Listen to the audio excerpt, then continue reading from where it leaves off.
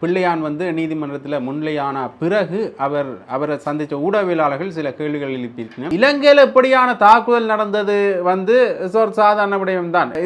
இதில் வந்து ISIS தீவிரவாதிகளும் சில இஸ்லாமிய அமைப்பினரும் மஹிந்த ராஜபக்சனுடைய சகாவாக இருக்கின்ற உதயங்க வீரதுங்க வந்து கைது செய்யப்பட்டிருக்கின்றார். பொங்கல் நெருங்கி வர இந்த சூழ்நிலையில் வந்து அரிசிக்கு தட்டுப்பாடு ஏற்பட்டிருக்கின்றது. மக்களும் போராட்டத்தை நடத்தி இருக்கணும். இந்த போராட்டத்தில் அரிசிக்கான கட்டுப்பாடு விலை விதிக்கப்பட்டிருக்கின்றது. அது மட்டும் இல்லாமல் எங்களுக்கு தேவையான அரிசிகள் எங்கள்கிட்ட இல்லை என்று வர்த்தகர்கள் குற்றம் சுமத்தி இருக்கின்றனர். சொத்துக்களை விற்று உணவை பெற்றுக்கொள்கின்ற மக்களின் தொகை அதிகரித்திருக்கிறது. ஆக இந்த கொரியாவோட இந்த EOIT ஒப்பந்தம் கைச்சாத்திடப்படுகின்ற பொழுது இதில் எந்த ஒரு விடயத்தையுமே படித்து பார்க்காமல் மனுஷ நாணயக்காரர் அவர்கள் கையொப்பமிட்டிருக்கின்றார்.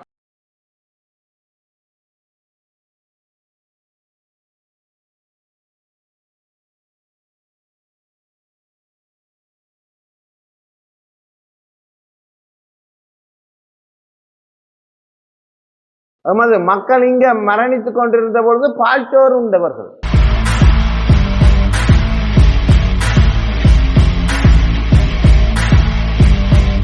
ஜெஃப்னாபடியின் சொந்தங்களுக்கு வணக்கம்.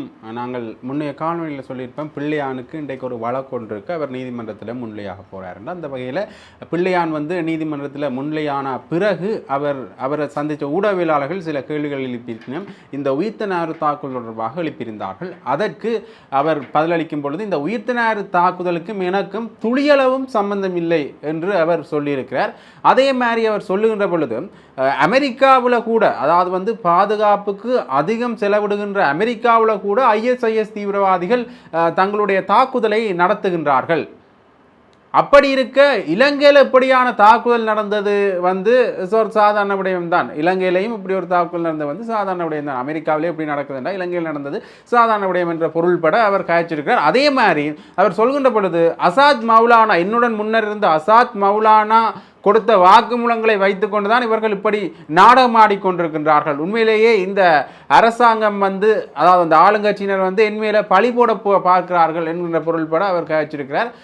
அது மட்டும் இல்லாமல் இதில் வந்து ISIS தீவிரவாதிகளும் சில இஸ்லாமிய அமைப்பினரும் சம்பந்தப்பட்டிருக்கணுமே தவிர நான் இதில் சம்பந்தப்படவில்லை என்று பிள்ளையான் ஊடகங்கள் வாயிலாக தன்னுடைய கருத்தை சொல்லியிருக்கார். இருந்தாலும் கூட இப்பையும் பிள்ளையான் மேலே இந்த விசாரணைகளும் அது மட்டும் இல்லாமல் சந்தேகம் எழுப்பப்படுவதும் நாளுக்கு நாள் அதிகரித்து கொண்டே இருக்கிறார். அது மட்டும் இல்லாமல் இந்த உயிர்த்தநாறு தாக்குதல் வழக்கு என்றவுடனேயே பெரும்பாலும் இந்த விசாரணைகளோடு தொடர்பட்டது யார் என்று பார்த்தீங்கன்னா பிள்ளையானாகத்தான் இருக்கின்றார். அடுத்தாக இன்னொரு முக்கியமான விடயம் ஒன்றையும் பார்க்கணும் என்று பார்த்தீங்கன்னா மஹிந்த ராஜபக்சனுடைய சகாவாக இருக்கின்ற உதயங்க வீரதுங்க வந்து கைது செய்யப்பட்டிருக்கின்றார். இது தொடர்பான விசாரணைகளும் முன்னெடுக்கப்பட்டது. அந்த வகையில் இவர் இப்போ கைது செய்யப்பட்டதற்கு இது காரணம் இல்லை. இது அதாவது வந்து அயல் வீட்டுக்காரரோட இருந்த முரண்பாடுகள் காரணமாகத்தான் இவர் இப்போ கைது செய்யப்பட்டிருக்கிறார். இருந்தாலும் கூட இப்போ இருக்கிற அரசாங்கம் இந்த முன்னே அரசியல்வாதிகளுடைய இந்த பழைய வழக்குகளை கிளறதுல மும்முரமாக இருக்கிறது வந்து உண்மையிலேயே ஒரு பெரிய விடயமாக பார்க்கப்படுகின்றது. அது மட்டும் இல்லாமல் குறிப்பாக இந்த மனச நாணயக்காரனுடைய வழக்காக இருக்கட்டும், அது மட்டும் இல்லாமல் பிள்ளையானுடைய வழக்காக இருக்கட்டும், இப்படியாக பல வழக்குகள் கிளறப்படுகின்றது. அதற்கு முன்னே அரசியல்வாதிகளும் சற்று பதட்டமாக இருக்கிறதையும் அவதானிக்கக்கூடிய மாதிரி இருக்கிறது. அது மட்டும் இல்லாமல் இன்னொரு முக்கியமான விடயத்தை நாங்கள் பார்க்கணும் என்று பார்த்தீங்கன்னா, இந்த பொங்கல் நெருங்கி வர இந்த சூழ்நிலையில் வந்து அரிசிக்கு தட்டுப்பாடு ஏற்பட்டிருக்கின்றது. அக்கரப்பத்தான் என்ற இடத்துல வந்து இந்த அரிசி தட்டுப்பாடு காரணமாக சிறு வர்த்தகர்களும் மக்களும் போராட்டத்தை நடத்தி இருக்கணும்.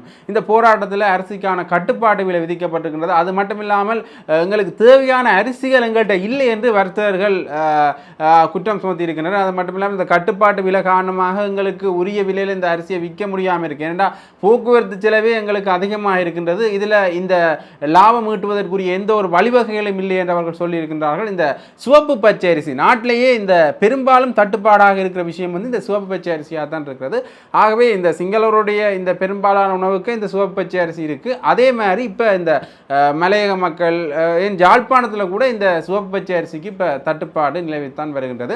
அதில் குறிப்பாக இந்த சிறுவர்த்தகர்கள் இந்த கட்டுப்பாட்டு விலையாலும் அரிசி தட்டுப்பாட்டாலும் பாதிக்கப்பட்டிருப்பதாக அவர்கள் தங்களுடைய போராட்டத்தில் சொல்லியிருக்கணும். இந்த சிவப்பு பச்சை அரிசி தட்டுப்பாடு தொடர்பாக பிரதமர் ஹருணி அமரசூரிய சொல்கின்ற பொழுது முன்னைய காலகட்டங்களில் இந்த தேர்தல் தேர்தல் வருகின்ற காலப்பகுதிகளில் நிவாரணமாக வழங்கப்பட்டது. அதாவது முன்னே அரசாங்கத்தில் இந்த தேர்தல் காலப்பகுதிகளில் வந்து நிவாரணமாக வழங்கப்பட்டது சிவப்பு பச்சை அரிசி தான்.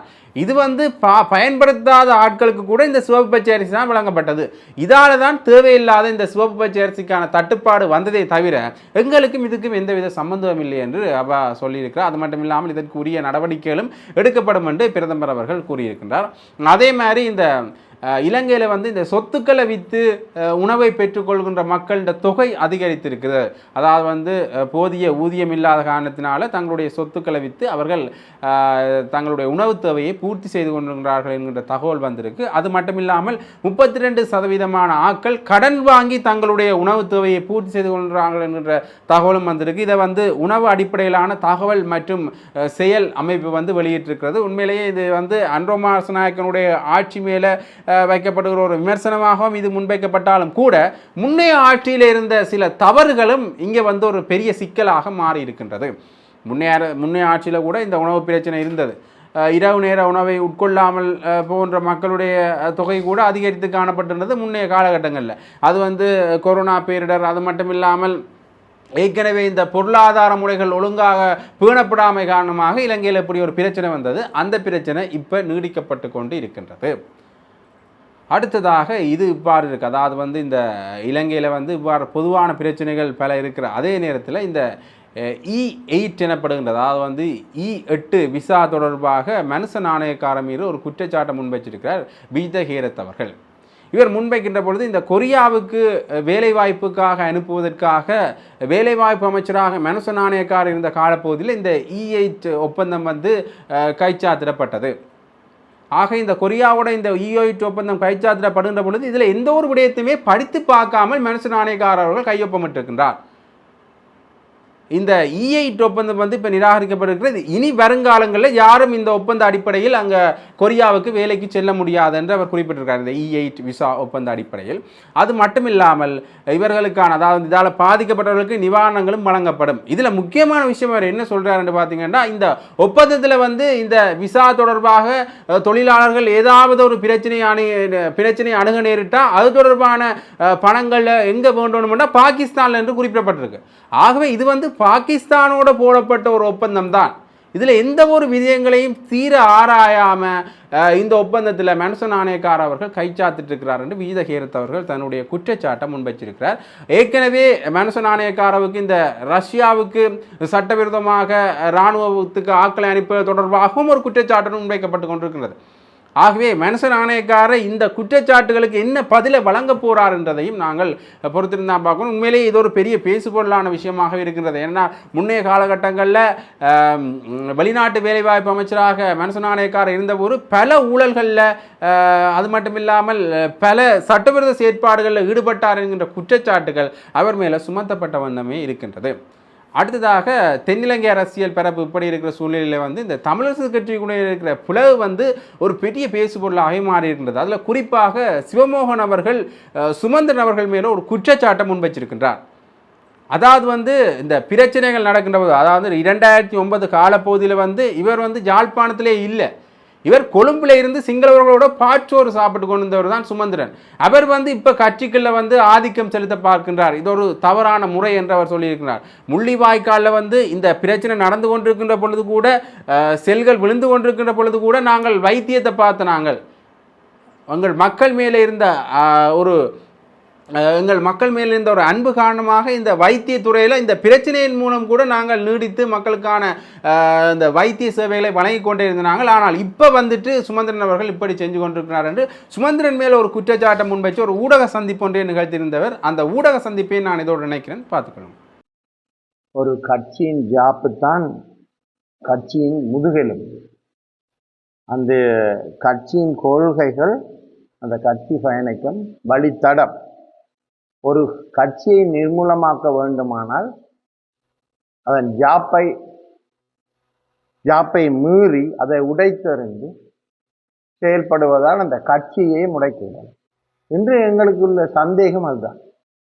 இந்த கட்சியின் மீது ஏன் இவ்வளவு அழுத்தங்கள், ஜாப்பு மீறல்கள் நடந்து கொண்டிருக்கின்றன? உங்களுக்கு தெரியும், திருவோணமலையில் ஒரு வழக்கொன்றின் மூலம் எங்களுடைய பொதுச்சபை முடக்கப்பட்டது. அப்படி இருக்கும் பொழுது அங்கு பேசப்பட்டபடியும் நாங்கள் இனிமேல் ஜாப்பு மீறல் செய்ய மாட்டோம். மீண்டும் அதே ஜாப்பு மீறல்களை ஒரு மத்திய குழு செய்கிறது என்றால் இதன் நோக்கம் என்ன? இதுதான் முக்கியம். முதலில் இந்த மத்திய குழு யாரால் இந்த பொதுக்குழுவை முடக்கினார்கள் என்பதை கண்டுபிடிக்கவும். சும்மா கூடி செல்வதால் எதுவும் நடக்காது. முதலில் இந்த மத்திய குழுவின் கடமை யாரால் இந்த பொதுக்குழுவுக்கு எதிராக ஒரு நீதிமன்ற வழக்கு நடத்துவதற்கு பின்னின்றவர்கள் யார், நடத்தியவர்கள் யார் என்பது கட்டாயம் கண்டுபிடிக்கப்பட வேண்டிய ஒரு விஷயம். மத்திய குழுக்கு அது தெரியாதுன்றா போய் மக்கள்கிட்ட கேட்க வேணும். மக்கள் எல்லாருக்கும் தெரியும், எல்லாரும் அறிஞ்சு கொண்டுதான் இருக்கிறார்கள். அன்றைக்கு கூட அந்த கூட்டத்திலே ஒரு குரல் கேட்டது, தலைவரை மாற்ற சம்மதியுங்கள், நாங்கள் வழக்குகளை பின்வாங்க. ஒரு குரல் கேட்டது. முதல் அதை செய்ய வேண்டும். செய்து நமது பொதுக்குழுவை இயங்க தர வேண்டும். அதை விடுத்து இந்த மத்திய குழுவை அரசியல் மாபியாக்களின் கூடாரமாக மாற்றக்கூடாது. இப்ப மாவை சேனாதி ராஜா அவர்கள் இந்த முதலாவது கூட்டத்தில் வந்த பொழுது, நீர் கதிரையில் இருக்க வேண்டாம் ஐயா, உங்களை விலத்தியாச்சு, உங்களை ரிசைன் நோட்டீஸ் எல்லாம், உங்களை ராஜினாமா கடிதமும் ஏற்றுக்கொண்டு தந்தாச்சு என்று சொன்னார்கள். சொன்னவர் யார்? அந்த சொன்ன நபர் மத்திய குழுவிலே இல்லாத ஒரு நபர். மத்திய குழுவில் இல்லாத ஒருவர் உள்ளே எடுக்கப்பட்டு அவரால் இவர் மீது சேறு பூசப்படுகிறது. எனவே அதுதான் அந்த கூட்டத்துக்கு முதலே மாவை சேனாராஜா அவர்கள் ஒரு கடிதம் போட்டிருந்தார். செயலாளர் தெளிவா அந்த கடிதம் உங்களுக்கு கிடைச்சதோ தெரியும். போட்டிருந்தார், இந்த மத்திய குழுவில் இல்லாதவர்களை அலையாதீர்கள், நிகழ்ச்சி நிரலை என்னிடம் காட்டிவிட்டு அனுப்புங்கள். யார்? தலைவர் செயலாளருக்கு ஒரு கடிதம் எழுதி அனுப்பி இருக்கிறார். ஆனால் அதற்கு முந்தின தேதியை போட்டு எல்லாருக்கும் அறிவித்தல் கொடுக்கப்பட்டு விட்டது. எனவே இங்கே பதில் செயலாளர் என்ற போர்வையில் இருந்து கொண்டு எங்களோட கட்சி ஜாப்பை மீறி எங்களுக்கு ஒரு பாரம்பரியம் இருக்கின்றது, கட்சி பாரம்பரியம், அதையும் உடைத்து கொண்டு செயல்படுவதால் தான் இன்றைக்கு இந்த நிலைமை இருக்கின்றது. இவர்களுக்கு தில் இருந்தால் அந்த வழக்கை பின்வாங்கி கொண்டு பொதுச்சபையை கூடுவதற்கு எங்களுக்கு இடம் விட்டு தர வேண்டும். எங்களில் பெருந்தொகையான 300 லட்சமான பொதுக்குழு உறுப்பினர்கள் இருக்கிறார்கள், மாவட்டமாக இருக்கின்றார்கள். அதை செய்வீர்களாக இருந்தால்தான் இந்த மாபியா கூட்டத்தில் இருந்து எங்களுடைய தமிழரசு கட்சியை நாங்கள் மீட்டுக் கொள்ளலாம். முதல் பாராளுமன்ற தேர்தலில் ஒருவர் சொல்லுகிறார், நான் தோற்றுவிட்டால் மீண்டும் அரசியலுக்கு வர மாட்டேன். 2ஆம் தரமும் தோற்றுவிட்டு தேசிய பட்டியல் ஆசையில் இருக்கக்கூடாது இல்லவா? தேசிய பட்டியல் என்பது யாருக்கு கொடுப்பது? ஒரு தேர்தலில் கேட்க முடியாத கௌரவமான சமுதாயத்தில் பெரிய செல்வாக்குள்ள ஒரு புத்திஜீவிக்கு தான் அது கொடுக்கப்படும். இங்கு அது இல்லை. எங்கட கட்சியில தேசிய பட்டியல் அந்த ஏறி மிதிச்சாலும் தலையை தூக்க தெரியாத நாக்கிலி பாம்புகள் தங்களோட பதவிகளை பாவிச்சு காணி பிடிக்க வலிக்கிற மாவியாக்கள் தோத்தானா என்ன நடந்தானா கடைசி மட்டத்துல போய் நின்றானா ஜனமுறல்களை மறுப்பை செய்யும் பேணலவாதிகள். இவர்கள் தான் இந்த தேசிய பட்டியலில் வந்து கொண்டிருக்கிறார்கள். இதனால் எப்படி கட்சி வளர்க்க முடியாது. எனவே என்னை பொறுத்தவரை இந்த பொதுக்குழு கூடுமாக இருந்தால் தேசிய பட்டியல் நாங்கள் மீள் பரிசீலனை செய்வோம். நான் போராடுவது தமிழரசு கட்சியை மீட்டெடுப்பதற்காக மட்டும்தான் இன்று வரை போராடி கொண்டிருக்கிறேன். குரல் கொடுத்தா குரல் வழியை அறுக்கிறது. அதன் மூலம் கட்சி ஜனநாயகம் பாதுகாக்கப்படாது. ஒருவர் குரல் கொடுத்து விட்டால் அவற்றை குரல் வழியை அறுக்க முற்படுவது. அன்று நான் வெளிநடப்பு செய்யும் வரை 4 மணித்தியாலங்கள் அந்த கூட்டத்தில் இருந்தது.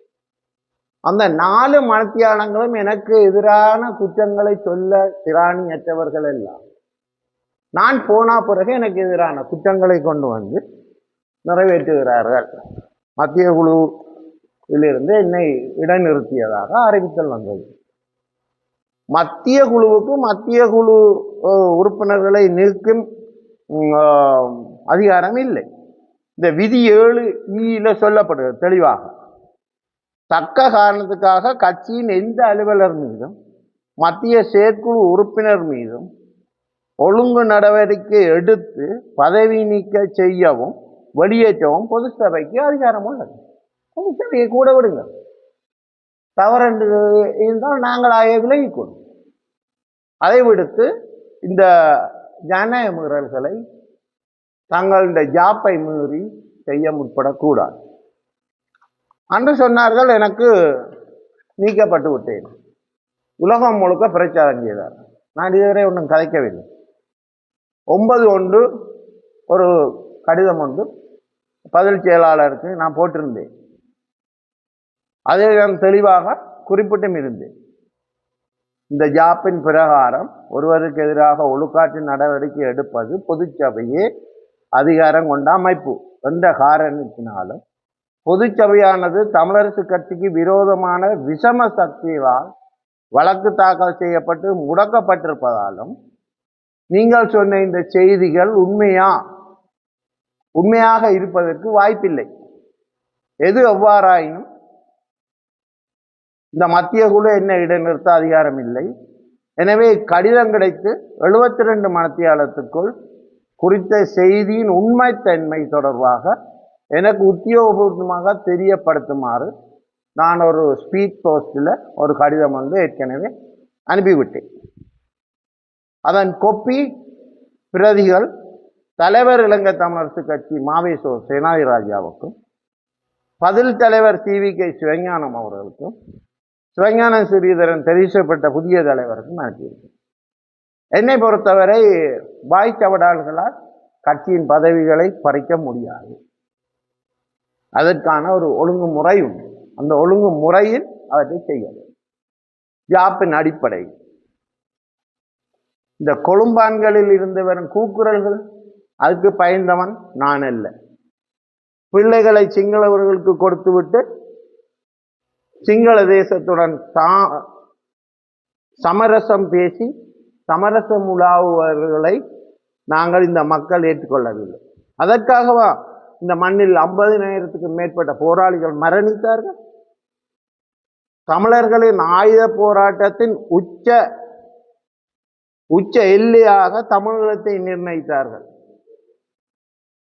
அதேபோல் பூரண அரசியல் சமஷ்டி அடிப்படையிலான சுய நிர்ணய உரிமையை கோரி ஆரம்பித்ததை தமிழரசு கட்சி. எனவே அதில் சமரசம் பேச இடமில்லை. தற்பொழுது இருக்கும் ஒரு கூட்டம் அந்த தமிழரசு கட்சி ஒரு சமஷ்டி கட்சி. அந்த சமஷ்டி உயரிய அரசியல் அதிகாரம் உள்ள ஒரு சமஷ்டியை கோரி போராடிய ஒரு கட்சி இத்தனை வருடங்கள். அதை இடையே தாங்கள் புதிய கண்டுபிடிப்புகள் மூலம் சமரசம் பேசி உருக்குலைக்க ஒரு பாரியம். என்னை பொறுத்தவரை இது நடைபெறாது. நாங்கள் இது எங்களுக்கு கிடைக்காமல் இருந்தால் கூட இந்த நிலையை எங்களது பின் சந்ததிக்கு கடத்த வேண்டிய பொறுப்பு எங்களுக்கு இருக்குது. அதை நம்பித்தான் இந்த போராளிகள் 50,000க்கு மேற்பட்ட போராளிகள், 1 லட்சக்கணக்கான பொதுமக்கள் மரணித்தார்கள் இந்த யுத்தத்தில். நான் 5 வருடங்கள் புதுக்குடியிருப்பு ஒரு வைத்தியசாலையை, புதுக்குடியிருப்பு நகரில் ஒரு வைத்தியசாலையை 5 வருடங்கள் தனியனாக நிர்வகித்தவர். அங்கு மருந்து இருக்கவில்லை, ஆக்சிஜன் இருக்கவில்லை, பிளட் கொடுப்பதற்கு பிளட் பேங்க் இருக்கவில்லை, கட்டில்கள் இல்லை, கட்டிடங்கள் இல்லை. ஆனால் அந்த இடத்திலும் என்னுடைய 3-4 வயது பிள்ளைகள் பங்கரிலே கொண்டே விட்டு கிபிர் சத்தம் வரும், பிள்ளைகள் பங்கரில் ஓடி விடுவார்கள். நான் ஹாஸ்பிட்டலுக்கு போவேன், நோயாளிகளும் அவர்களுக்குரிய பங்கர்களுக்கு செல்வார்கள். என்னுடன் சேர்ந்து ஒரு பாரிய சுகாதார அணி அந்த மக்களை காப்பாற்றி கொண்டிருந்தது. எனவே நான் கேட்க வர என்னென்னா, இது நாங்கள் வழி கண்டவர்கள், நீங்கள் எங்கிருந்தவர்கள்? யுத்தம் மௌனித்த பொழுது சிலர் இன்று மாவை சேனாதிராஜாவை செல்பவர் எங்கிருந்து வந்தார்? எமது மக்கள் இங்க மரணித்துக் கொண்டிருந்த பொழுது பால்சோறு உண்டவர்கள், அவர்களுடன் சேர்ந்து சமரசம் உலாவியவர்கள். இன்று அவர்கள் வந்து இந்த மண்ணில் தங்களது நிலைப்பாட்டை நிலைநிறுத்துவதற்கு நாங்கள் ஒருபோதும் விடப்போவதில்லை. எங்களுக்கு கட்சி பதவி எதுவுமே தேவையில்லை. ஆனால் எந்த நோக்கத்துக்காக நாங்களும் போய் அந்த மண்ணில் நின்றோமோ அந்த நோக்கத்தை உருக்குலைக்க விடப்போவதில்லை. இன்று ஒரு கூட்டம் இந்த தமிழரசு கட்சியை கைப்பற்றி விட்டு ஏதோ ஒரு திட்டம் ஒன்றுடன் இருக்கிறார்கள் என்பதுதான் கதை. தாங்கள் ஒரு அரசியல் திட்டமிடலுடன் இருக்கிறார்கள் தான் கதை. இன்னொரு ஊடக அறிவிப்பில் நான் அவற்றை முழுமையாக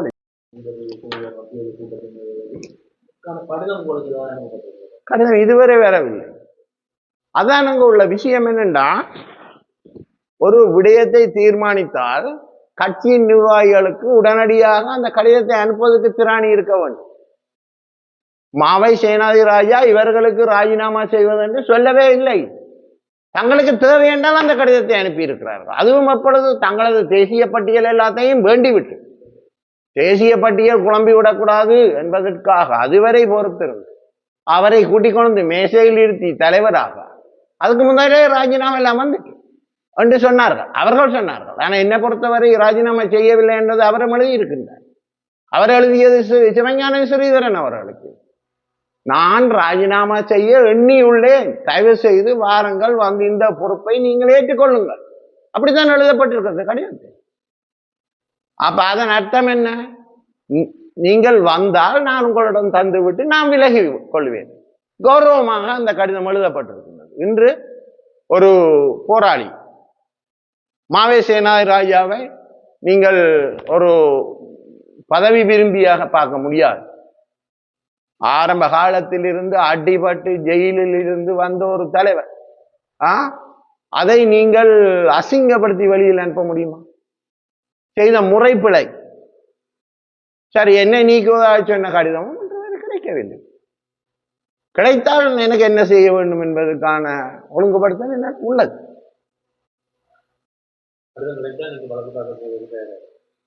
ஆம், கடிதம் எனக்கு கிடைத்தால் இந்த பதில் செயலாளருக்கு அந்த அதிகாரங்கள் ஒன்றும் இல்லை என்று சொல்லி பதில் செயலாளரை உடனடியாக பதவி விலக்க சொல்லி நான் அவளுக்கு தாக்கல் செய்வேன். அவருக்கு அந்த அதிகாரம் இல்லை. இவர் சும்மா ஒரு நியமனம் செய்யப்பட்ட பதில் செயலாளர், பொதுச்சபைக்கு சென்று அதற்கான இதை 4 வருடங்கள் பெற்றுக்கொள்ளவில்லை. குற்றம் இப்பொழுது சொல்லப்படுகிறது மாவை சேனாதி ராஜா. ஆனால் மாவை சேனாதி ராஜா அவர்கள் பல தடவைகள் இந்த பொதுக்குழுவை கூட்டுவதற்கு முயற்சி எடுத்த போதும் ஏதோ ஒன்றை சொல்லி சொல்லி இதை தள்ளி வைத்துக் கொண்டே சென்றார்கள். அவர்களது நோக்கம் நிறைவேறும் வரை இன்று அவர்கள் நோக்கங்களை நிறைவேற்றி கொண்டிருக்கிறார்கள். அடுத்ததாக இனத்தை நாங்கள் செய்யலாம், எங்களது இனத்தை எங்கு கொண்டு விற்கலாம் என்றதுக்கு நாங்கள் விட்டுக் கொடுக்கிறோம்.